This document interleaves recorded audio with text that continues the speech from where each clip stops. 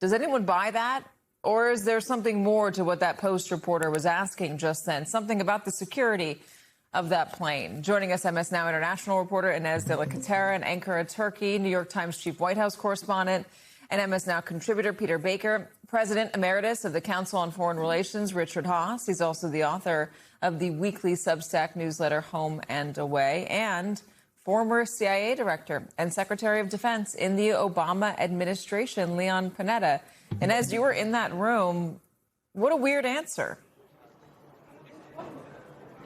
Yeah, that's right. I mean, you know, President Trump made a lot of news at this summit, but there are a lot of questions he didn't answer. And I would say he didn't make so much news during that final press conference. So that exchange that you just played was certainly kind of a bizarre one. He was asked twice about why he's not flying his new Air Force One back home, and twice he declined to answer. He just said that the plane would be going to the UK to visit service members there. But there are all sorts of questions as to whether this has to do with security, like you heard the New York Post reporter asking. We just don't know at this point, but it was certainly unusual. You know, the fact that the president is not flying back on this plane is unusual, and then the fact that he wouldn't answer questions about it is certainly raising eyebrows. Peter, what do you have on this? Katie, I'm with you. This is not an answer that sounds particularly persuasive. The idea that he's going to give up flying on this jet he's talked so much about so he can show it to some soldiers. I agree with you. I can't imagine anybody believes that. Security is the first question you ask, right? He is in Ankara. It's not that far from the Middle East. There is now, this rupture in the ceasefire, which he's declared with Iran, which he declared today as over.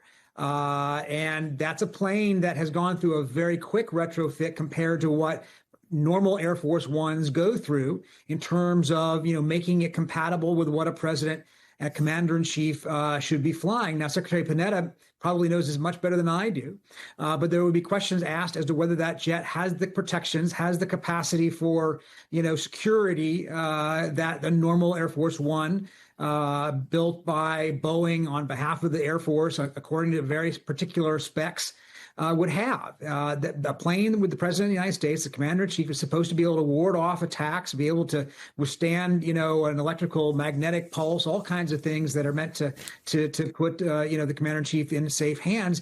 Is this jet now flying for luxury, which is what he's talked about, meeting that need?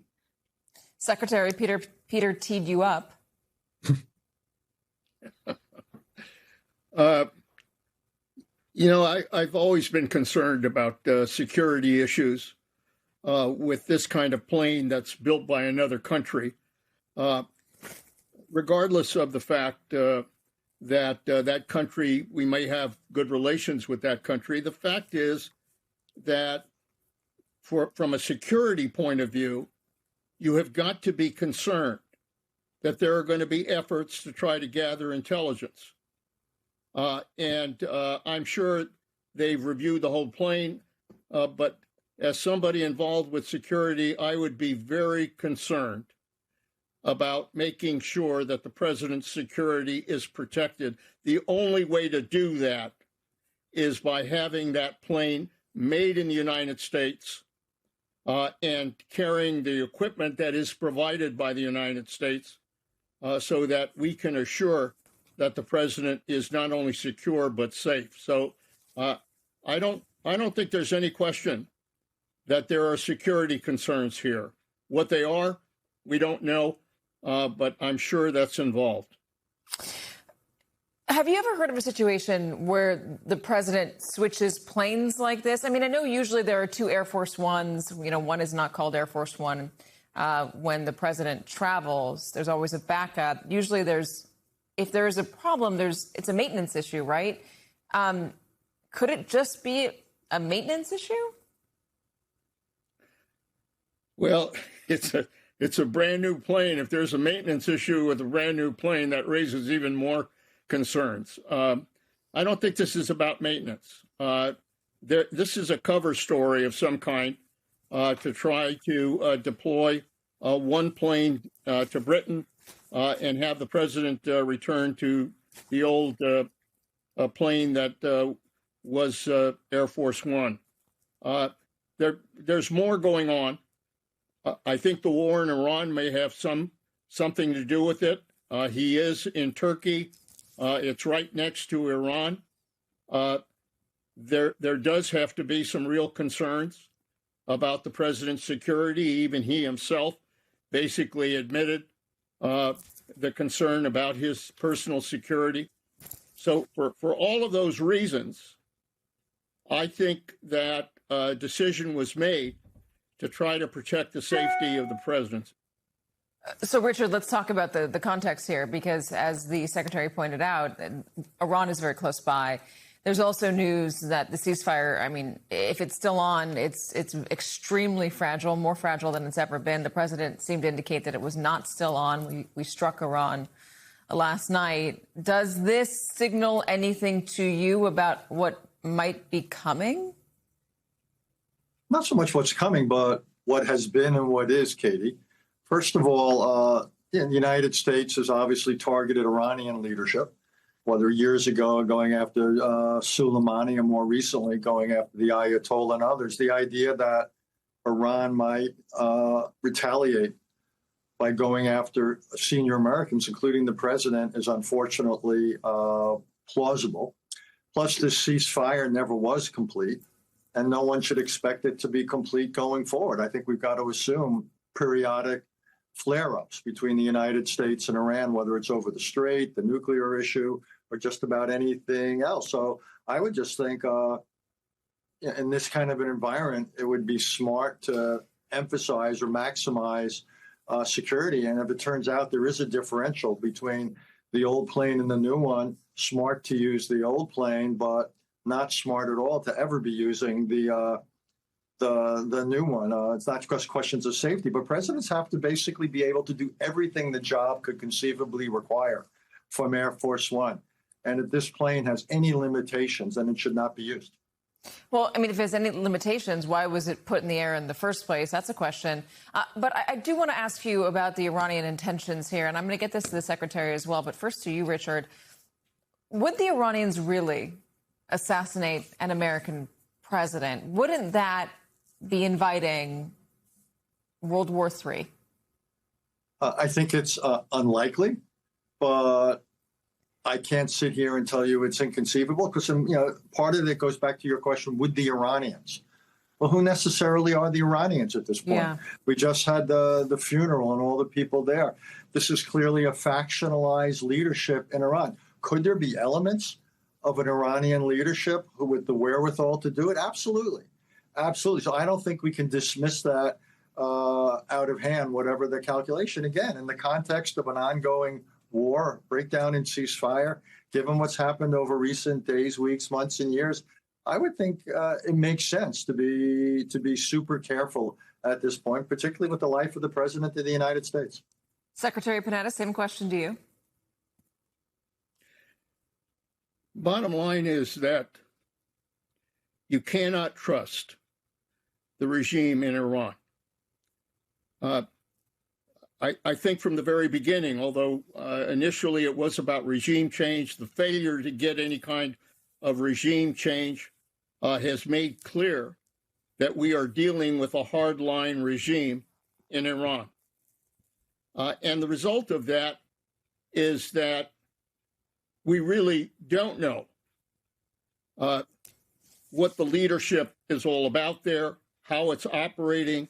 You've got obviously the military leadership.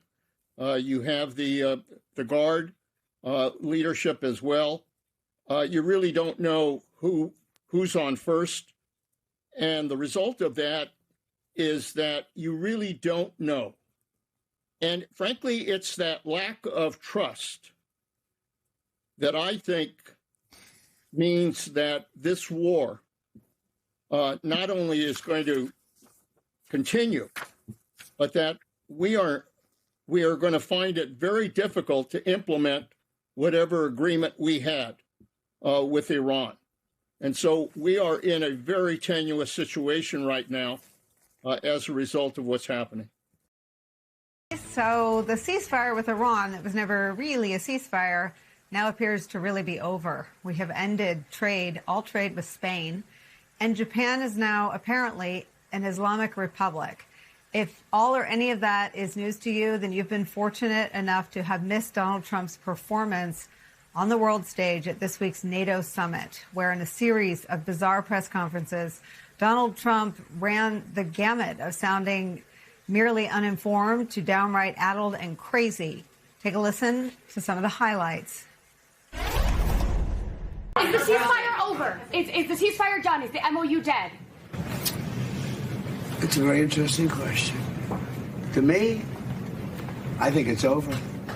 I don't want to deal with them and with this scum. I told this story yesterday. We had 111 missiles shot by the Islamic Republic of Japan.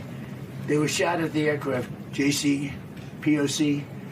What a terrible deal. I call it the Obama nuclear waste deal. I don't want anything to do with Spain. Cut off all trade with Spain, please, including visits.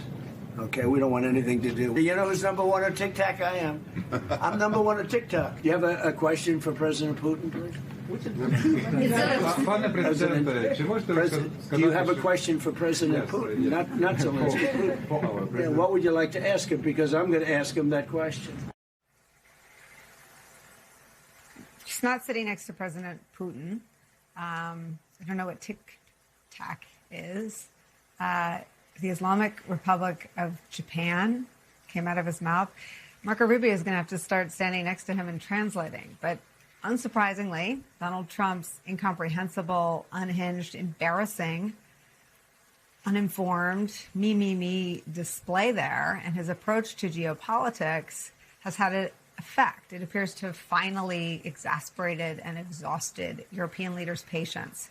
On that, the New York Times reports this, quote, a major motif of this year's NATO summit has to do with European leaders deciding whether it's politically advantageous to at last dispense with the niceties and fight back against Trump, as the Spanish and Italian leaders have started to do.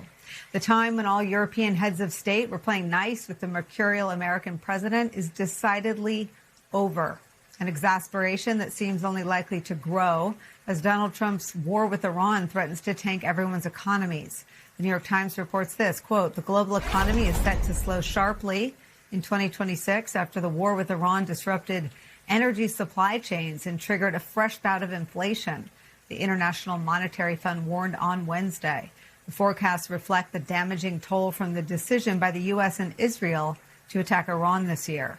Donald Trump exhausting not just Americans' patience, but now the world's, as he humiliates himself on the world stage, is where we begin again today with some of our favorite experts and friends. Staff writer at The Atlantic, Tom Nichols, is here. He's a professor emeritus of national security affairs at the U.S. Naval War College. Also joining us, Puck News senior political columnist and national affairs analyst John Heilman is back. And former ambassador to Russia and international affairs analyst Michael McFaul is here. Ambassador, I'm only half joking about having a translator there. He speaks now so incomprehensibly, and I guess it's old-fashioned, but I remember when the world hung on every word that an American president and an American ambassador, an American diplomat, and an American spokesperson said. And now we're all supposed to look the other way when he describes Japan as an Islamic republic and thinks he's sitting next to Putin. It was crazy. I'm glad you pointed it out. A lot of people don't think it's crazy anymore, right? We've gotten so used to him speaking this way. We just give him a pass on all this. But that clip you just showed, these in other circumstances just a few years ago would have been major international crises. Today, this is just the way the president talks. And as you also said, rambling all over the place about different issues, all having to do with him personally, was also something very striking from the press conference. But on the substance, there's another thing that's very striking. In my world, everybody is calling this a success, this summit. And you know why? Because President Trump didn't walk out. He didn't blow up the NATO alliance. He didn't say he was going to leave. And that is the bar of success, I think also says a lot about where we are in terms of our relations with our allies today. Tom, the bar has to be lowered because world leaders have their own electorates that they're responsive to. But that the bar has been so unceremoniously lowered, like so that it's underground. Seems like something that should get more notice among American civic leaders. I mean, this is the guy that Jeff Bezos capitulated to and stood shoulder to shoulder. This is the guy that all the fanciest law firms in New York are now doing pro bono work for his commerce department. This is the guy that universities capitulated to. And this is a guy who doesn't know the difference between Japan and Iran. It's almost like we have a relative in the room and there's something deeply wrong with him, and we've all agreed to not talk about it. But there is something deeply wrong with him. His friends know it, his critics know it, his staff, I'm sure, knows it, the world knows it, world leaders know it, and most importantly, our enemies know it, which is why they don't take him seriously, which is why nobody, as you pointed out, once upon a time, people hung on the word of the president. That's why nobody hangs on his words. They kind of do, but mostly out of freakish curiosity to see what kind of wild thing he's going to say next, not because his words have any inherent meaning or reflect policy. I spent years teaching students that when the president speaks, it's policy, and you must pay attention to when the president speaks because nobody can contradict him. Now, are we really cutting off all trade with Spain? Who knows? Maybe, maybe not. It might have just been a stray electron, roaming around inside his brain pan. Who knows? But this is really dangerous because in the middle of all this stuff, and we can laugh about, the Islamic Republic of Japan and all of that, but he made several statements about an ongoing war that the United States is losing, and no one's even trying to pretend that they can make any sense of it. And I'll just add that one last thing that you just brought up. If this were any other president, this would be a national crisis. I mean, Joe Biden got somebody's name wrong, and it was headlines. The president gets all kinds of things wrong, completely, is out to lunch at an important NATO summit, and, it's Wednesday. Well, as a reward for your astute point, I'm going to show you more of what he said today. This is a serious question about his security. His security is a legitimate and important question. And here's what he was asked and how he answered it. Stephen Nelson from the New York Post. I'd like you to address speculation that you're leaving Ankara not in the new Air Force One because of security concerns involving Iran. You've spoken today twice about them possibly assassinating you and possibly being successful. Did that concern have something to do with it? Well, I speak about it a lot because, the life of a president is very dangerous. It's 5.2%. You know what a race car driver is? 1/10 of 1%.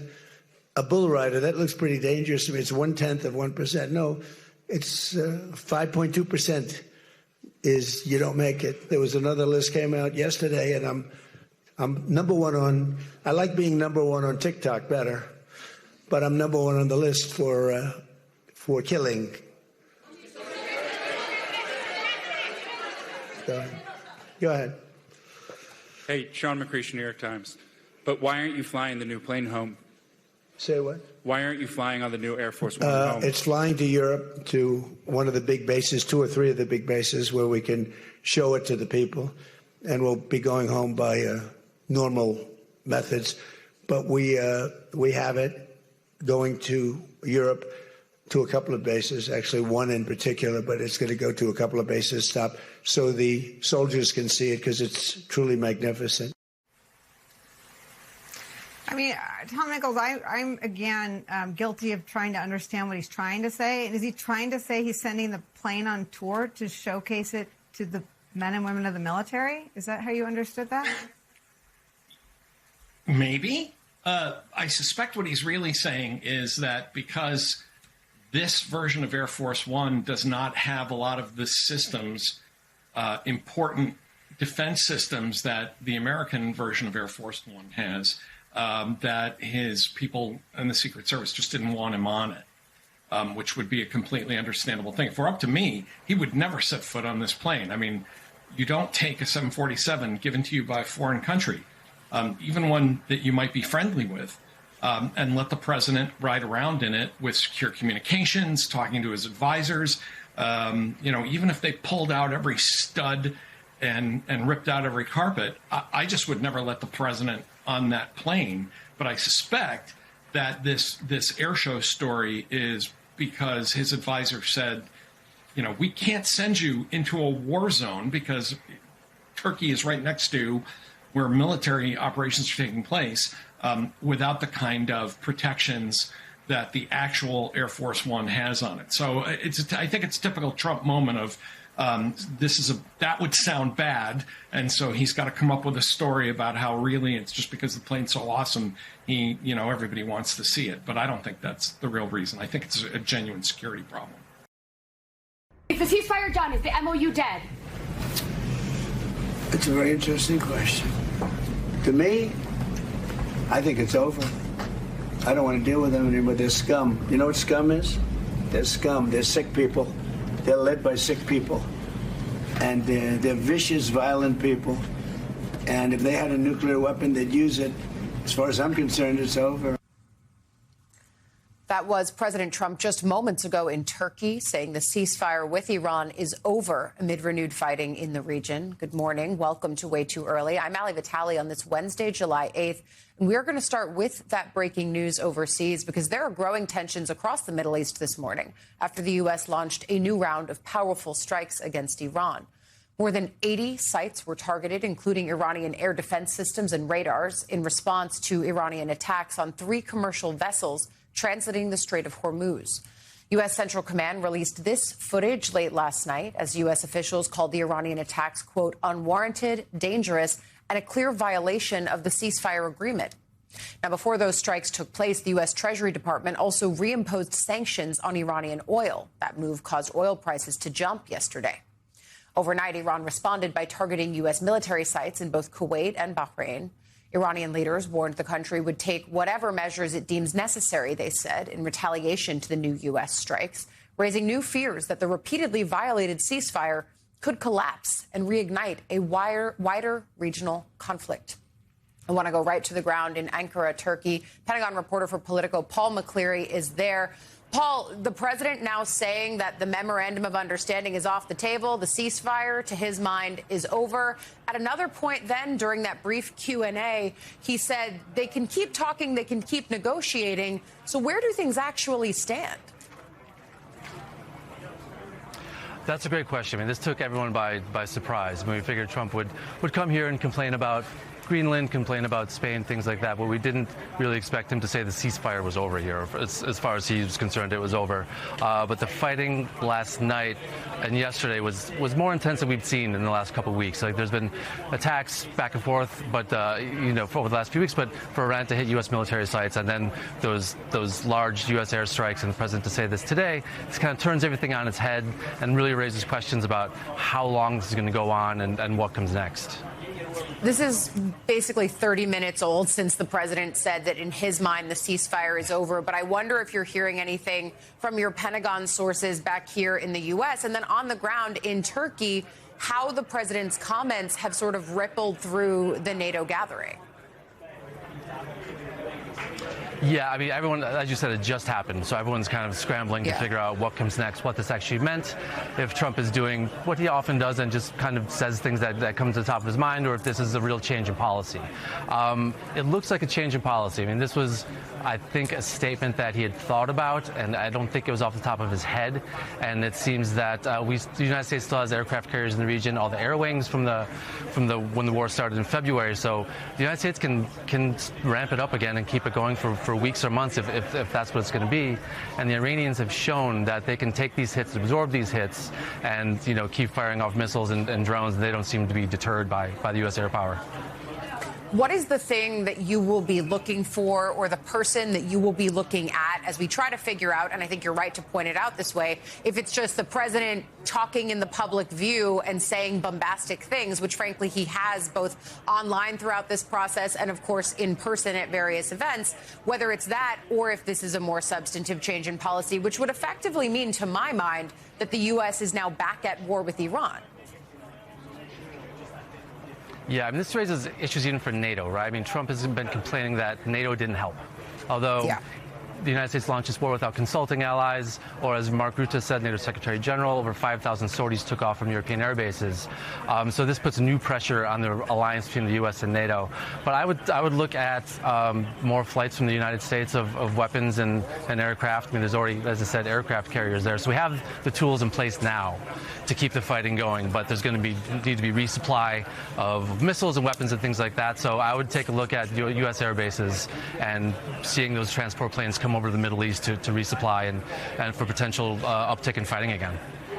It's important as we try to figure out what does come next. But let's focus on NATO itself, because you brought up the NATO Secretary General, the ways that he has tried to navigate this tense relationship with Trump at times. But throughout this gathering, really, alliance members have been largely working to showcase how they are stepping up their defense spending, aiming to address a long-held grievance of President Trump. The president, however, is continuing to criticize NATO while on the ground in Turkey, even reviving his threats toward Greenland. Watch. That's what hurt my relationship with NATO, because Greenland doesn't help Denmark. Denmark doesn't spend money to really help Greenland, but it's an important part for the United States. And it's surrounded by China ships and Russian ships. And that's not going to happen. The ships, it's not going to happen. It was Greenland that, and it continues to be, that should be controlled by the United States, not by Denmark. And when they wouldn't go along with it, and with all the money we spend to help them with Russia, and we don't have to spend any money, we could remove all of our soldiers out of Europe.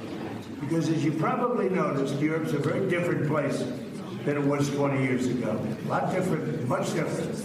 So much different, and they better be careful with immigration and energy. If they're not careful with those two things, you're not going to have a Europe anymore.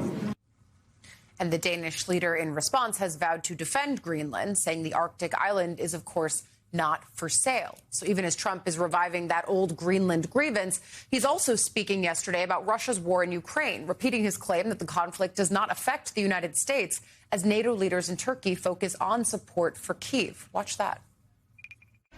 Russia, Ukraine. Did Putin seem open to any concessions that he had? Never changed. I just don't want him killing people. You know, it doesn't affect the United States. When Biden was here, he gave them hundreds of billions of dollars worth of equipment. Now I sell the equipment for, fair price, full price. And I sell it not to Ukraine, I sell it to the European Union. They pay us. But with me, it's not anything to do other than I'd like to save lives. You have 25, 35, 30. One time I hit 41,000 a month souls. They're dead. They leave their mother in Ukraine. They leave their mother and father in Russia, Ukraine. They wave goodbyes. And a week later, they're dead. It's crazy. And I would like to see, it doesn't affect us. It's really, it's far away. It affects Europe much more. We're there to help Europe. But it doesn't affect the United States. We have an ocean in between. But, it's just, I can't stand watching what's happening. And I've seen the battlefields. They send me pictures. I actually want to say, don't send them to me. Pete, this man right here sends me pictures. Pete Hegseth. And I said, Pete, you know what? It doesn't help to look. I've never seen anything like it. It's carnage.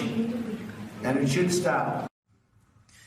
The president is set to meet this morning with Ukrainian President Zelensky, and Trump will also sit down with Syria's president before holding a press conference and later returning to Washington, D.C. And so, Paul, we're going to hear more from the president several hours from now. We'll end up seeing what we see at that point. But as we focus on the ways that he's talking about Ukraine and basically putting both physical, geographical distance between the conflict and the United States, but then he's also saying it's Europe's problem, except for the fact that the security guarantees of NATO make it all of NATO's problems. And so how are those comments now being received for an alliance that Trump has frankly tested in very real ways over the course of the last year? Yeah, I think allies here were really ready and waiting for the president to say things just like this. Folks that spoke to before the summit and then even over the last 2 days, foreign ministers and defense ministers from different NATO countries were waiting for the president to criticize them, criticize spending, complain about their lack of help in Iran. So they're kind of ready for it. And the numbers that Trump is quoting there from the Ukraine war, those are all Russian casualties, the 35 to 40,000 a month. Those are all Russians. And so the numbers are even higher when you include the Ukrainians. But this was a pretty good news summit the first day before the president arrived. Europe had committed to billions more in defense spending. They'd already spent over $200 billion more over the past 2 years or so. But they knew that the things were going to change when the president came. And I would imagine that when he speaks later this afternoon in local time, we're going to hear more on Greenland, more complaints, probably threats of taking it by force or buying it, more complaints over the war in Ukraine and how it's not our problem, which of course it is. European countries are buying American weapons and sending it to Ukraine. So the United States, Trump says we're not involved. We are involved. We're selling weapons to Europeans to give to Ukraine. So we're the arsenal. The United States remains the arsenal of the Ukrainian military in a lot of ways. And what viewers are seeing, Paul, is the class photo at NATO. The president, of course, standing there next to the NATO Secretary General. I also believe he's standing next to the UK Prime Minister Keir Starmer. That's who it looked like to my eye. We will, of course, keep our focus there if anything comes of it from an editorial perspective. But just watching the body language of these European leaders as they expected what you were talking about, Paul, which is basically a tough road with the president likely lashing out on any number of subjects and watching that then bear out. Of course, the way that Mark Rutte has dealt with the president, he has very much chosen the praise approach to try to placate the president anytime there's complexities in the relationship. I mean, they had a full-on policy debate about everything from Greenland to Iran in full view of the cameras like 45 minutes ago. So how has that approach actually borne out on the ground? Allies understand what Rutte's doing and what he's trying to do, but they also think maybe he's taking it a little bit too far at times, right? I mean, yesterday he did an interview with Politico, and Rutte basically said Trump was right about everything. Everything from Iran and from Ukraine, all his policies are correct. And so that rankles the alliance a little bit. People are really loath to say it out loud with their name attached, but they don't like that he's kind of going all in and just kind of saying yes to everything that the president wants. But Rutte's point, I think, here would be that he kind of has to do this. The alliance needs the United States. He has to try to keep the president happy. And I think they're kind of just gaming out for the next several years of this administration to try to get to the end and see where they are in the next 2 years. We will see where we are in the next few hours, let alone the next few years. Pentagon reporter at Politico, Paul McCleary, thank you so much for joining us. NATO, because Greenland doesn't help Denmark. Denmark doesn't spend money to really help Greenland, but it's an important part for the United States. And it's surrounded by China ships and Russian ships. And that's not going to happen. The ships, it's not going to happen. It was Greenland that, and it continues to be, that should be controlled by the United States, not by Denmark. And when they wouldn't go along with it, and with all the money we spend to help them with Russia, and we don't have to spend any money, we could remove all of our soldiers out of Europe. Because as you probably noticed, Europe's a very different place than it was 20 years ago. A lot different, much different. Much different, and they're going to be careful with immigration and energy. If they're not careful with those two things, you're not going to have a Europe anymore. See, here's the thing. Here's the thing. When Donald Trump betrayed Ukraine, and he betrayed Ukraine because he didn't want to offend Vladimir Putin, what did he do? He made Ukraine less dependent on the United States. And what did they do because of that? Well, they created the future of warfare. And what Donald Trump doesn't understand, and J.D. Vance doesn't understand, and all of those other idiots that went to Ivy League schools didn't understand. I mean, I'm really shocked. I went to Southern State schools, and even I understand this, which is my way of saying maybe they shouldn't have gone to Ivy League schools. Maybe next time, try Southern State schools. But what they don't understand is we don't have troops in Europe to help Europe. Mm-hmm. We don't do U.S. aid across Africa just to help Africa. We do it because in helping Africa, we help ourselves. They say, hey, thanks for the grain. By the way, ISIS is recruiting down the street. And in Europe, They're dependent on us. And by being dependent on us, it has created, since the end of World War II, a massive market. And I hate to break it to Donald Trump, and I hate to break it to J.D. Vance. And I know they don't have authoritarian leaders that can bribe them because they're Western democracies.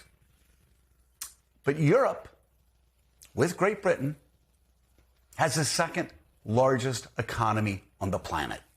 And as I have been saying for 5 years now to these stupid people that act like history started on January the 20th of whatever term Donald Trump's term started,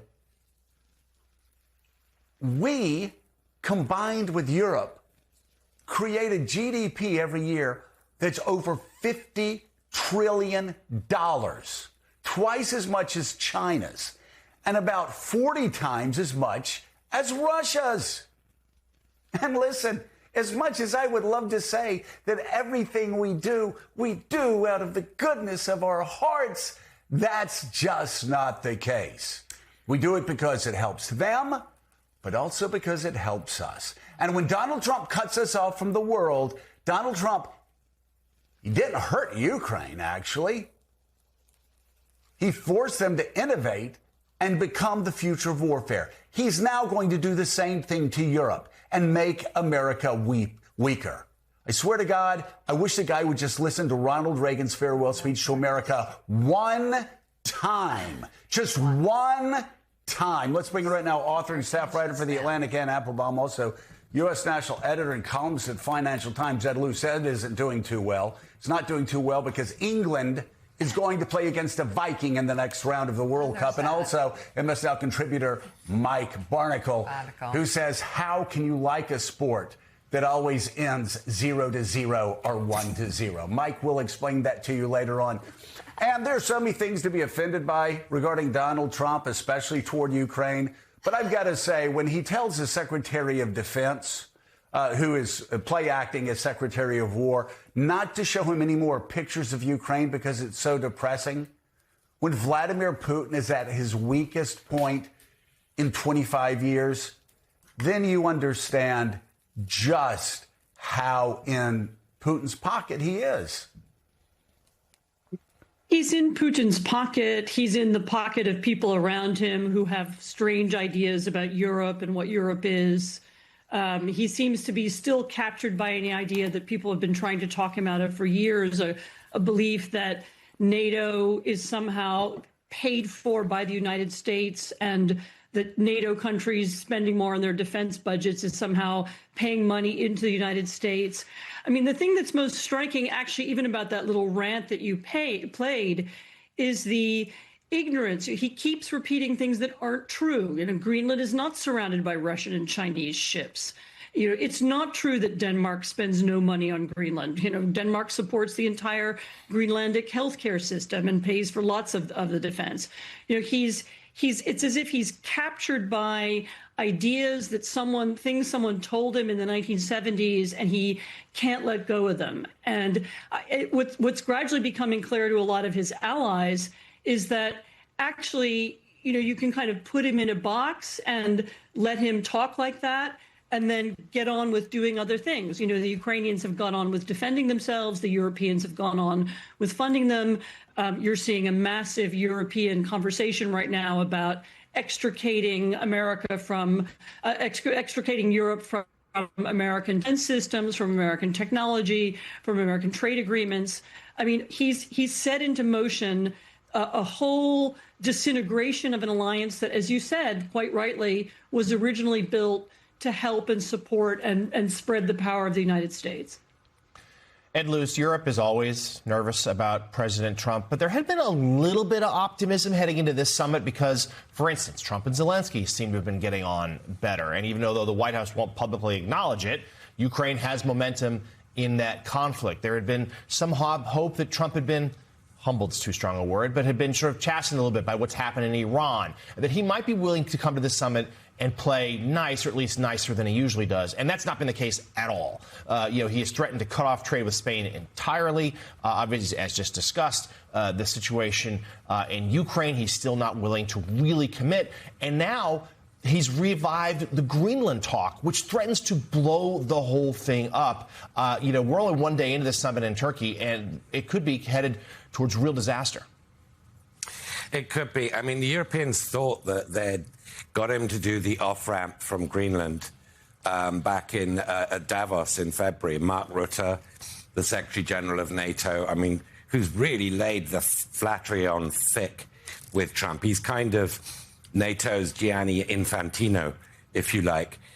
He thought that had worked, and that, well, this weird Greenland session that Anne was talking about, that wasn't going to recur. But it does. Stuff gets stuck in Trump's head, and it doesn't leave it. You can sort of temporarily push it into abeyance and get him to focus on something else, like Operation Epic Fury, get him to do something else. But he then goes back to zero every single time. So the Europeans, are in a really difficult position once again of trying to flatter Trump, trying to disarm him, trying to mollify, his worst instincts, safe in the knowledge that no matter how well they seem to do at this summit in getting him off topic, he's going to get right back onto those topics again. They are just stuck on a loop in his head. And, another of them, of course, is that, Europe doesn't pay for its defense, and Ukraine is a welfare dependent. Stuff that is just literally not true. He keeps going back to. So I don't know what the sort of magical strategy is here, except for Europe to do what it is doing behind the scenes, which is to massively increase cooperation with each other, invest in joint defense projects, to try and reduce their dependency on a United States that's run by this man. That's the only thing they can do, but it takes a long time to bear fruit.